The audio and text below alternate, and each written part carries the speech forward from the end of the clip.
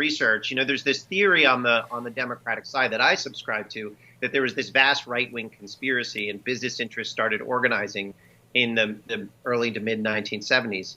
And while that's true, it's not like business interests didn't organize before that. It's just that there wasn't a crisis before that. And there was a crisis that they didn't induce.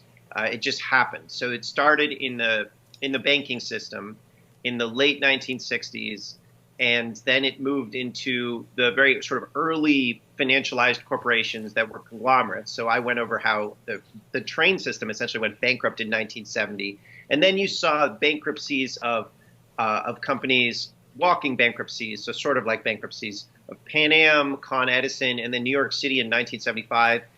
You saw inflation.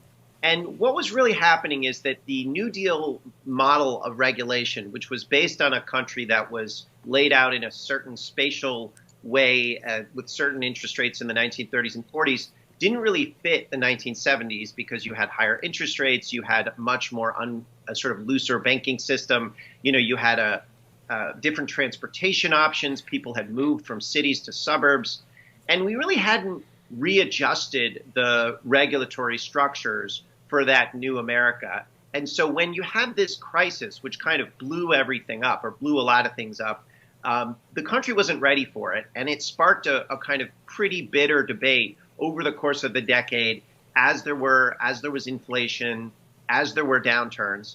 And that was the emergence, a new generation came into politics, and that was an emergence of a new ideology. And that ideology was one in which the people who led it, which was sort of Bill Clinton's generation, that's when they emerged in the 1970s, was that corporate power was good, banking power was good. And if you don't allow corporate and banking power to dominate, you'll get back to the terrible inflation and financial crises and bankruptcies of the 1970s. Right. And well, what's fascinating, too, there, Matt, is that, kind of the emergence of this caring about the economy coincides exactly with, as you say, which is that the political class just giving in wholesale to the financial industry. And our entire economy since then has only been a story of financialization, monopolization, which you lay out in Goliath. But what does that mean in terms of politics? Why is it exactly that we are upset about the economy as a people? Most people can't just point to something and say, this is, I'm mad because of this particular regulation from 1995. We all feel, and you lay this out well, this feeling of powerlessness in our own economy, which is what I think animates a lot of this political phenomenon left and right. What is it at the center of that I think that boils it down to people who are like, I care about the economy whenever I'm voting? Well, okay, that's a great question, and what happened in the 70s is that first, Democrats were really confused because they didn't know what to do about a collapsing economy, and then in the 1980s, they all kind of went on, Michael Milken's payroll, right? Then they weren't confused, but for a while they were just trying to figure things out. It wasn't bad faith. So the ideas came first, and then the corruption, and the Republicans, they also went on different people's payroll too. So, right. It's bipartisanship and everything. Welcome, America. The philosophy that they hit upon, neoliberalism, was a method of hiding statecraft through the veil of financial markets. So, but prior to the 1970s, if milk prices went up, you would yell at your political leader, and that political leader would yell at the dairy co-op or would figure out what was wrong in that market. After the 1970s, the politician would just say, well, that's just the market. What can I do? Right? And so it was this transfer of sovereignty from public actors that you could hold accountable, that you could expect things from, who expected of themselves that they would solve social problems, to this kind of very weird, opaque set of kind of financial markets. And even the language got weird and corrupted. So people stopped talking about bridges and they started talking about infrastructure. And they wouldn't talk about people or workers. They'd talk about human capital.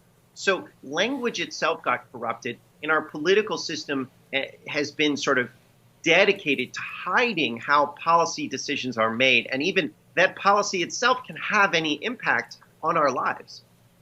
So what does it say? What does this say about today? What can we draw from this going forward with politics?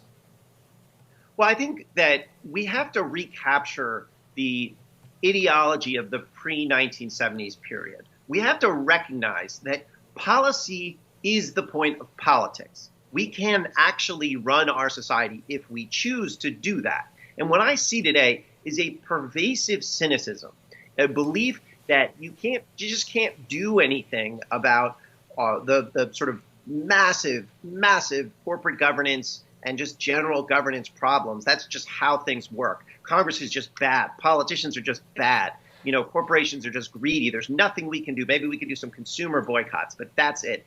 And that's just a flawed, nihilistic way of looking at our problems. We can fix things through our politics. We have just decided not to do that for about 40 years. And this is the society that you get when you decide not to do that. So if we decide as a people, if we educate ourselves and we make the decision that we want our political leaders to actually structure markets, to make policy, to make our lives better, they can do that. It is quite possible. And ultimately, we have to make politics work. We have to make Congress work. We have to think institutionally again. And that's I think what the lesson is that I'm seeing. And when you don't, this is America, this is what you get. Where does the Federal Reserve fit into this calculation, both in the 70s bringing this about and also